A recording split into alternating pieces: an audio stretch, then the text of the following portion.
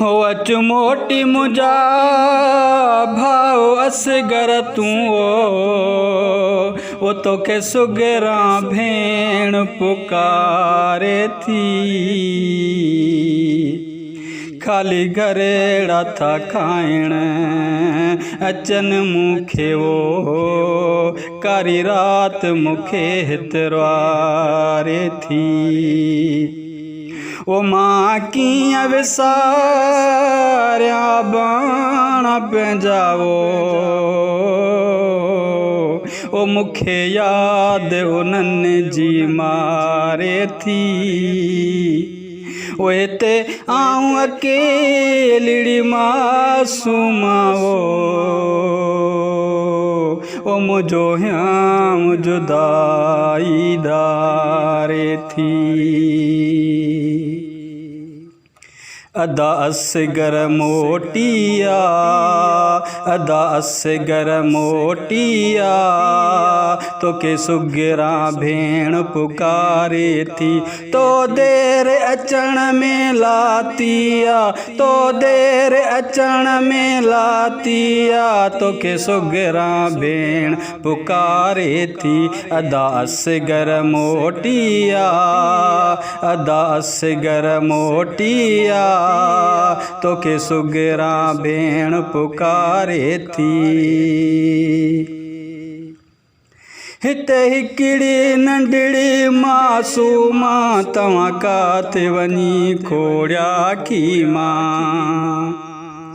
ओ हिते हिकिड़ी नंढड़ी मासूमा तव्हां काथे वञी खोड़िया की मां। सिक तुंहिंजी ॾाढी आ सिक तुंहिंजी ॾाढी आ तोखे सुगरा भेण पुकारे थी। तो देर अचण में लातिया तो देर अचण में लातिया तोखे सुगरा भेण पुकारे थी। अदा असगर मोटिया अदा असगर मोटिया तोखे सुगरा भेण पुकारे थी। ओहे दे खाली घर में ड्रिजा थी मां अदा सुख सां को न सुमा थी मां।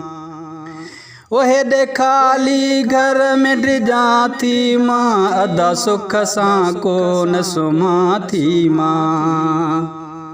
ओ दिल मुंहिंजी मां दिया दिल मुंहिंजी मां दिया तोखे सुगरा भेण पुकारे थी। तो देर अचण में लातिया तो देर अचण में लातिया तोखे सुगरा भेण पुकारे थी। अदा असगर मोटिया अदा असगर मोटिया तोखे सुगरा भेण पुकारे थी। हो मूंखे कासिम अकबर यादि था अचनि मुंहिंजे अखियुनि मां ॻोढ़ा था किरियो पवनि। हो मूंखे कासिम अकबर यादि था अचनि मुंहिंजे अखियुनि मां ॻोढ़ा था किरियो पवनि। कंहिं ख़बर न आंदी आहे कंहिं ख़बर न आंदी आहे तोखे सुगरा भेण पुकारे थी। तो देर अचण में लातिया तो देर अचण में लातिया तोखे सुगरा भेण पुकारे थी। अदा असगर मोटिया अदा असगर मोटिया तोखे सुगरा भेण पुकारे थी। वो कीअं पंहिंजा बाण विसारिया मां रोई सिक मां अब्बास थी सारिया मां। ओ कीअं पंहिंजा अबाणा विसारियां मां, रोई सिक मां अब्बास थी सारियां मां। पुसी मुंहिंजी वई पोती आ, पुसी मुंहिंजी वई पोती आ, तोखे सुगरां भेण पुकारे थी।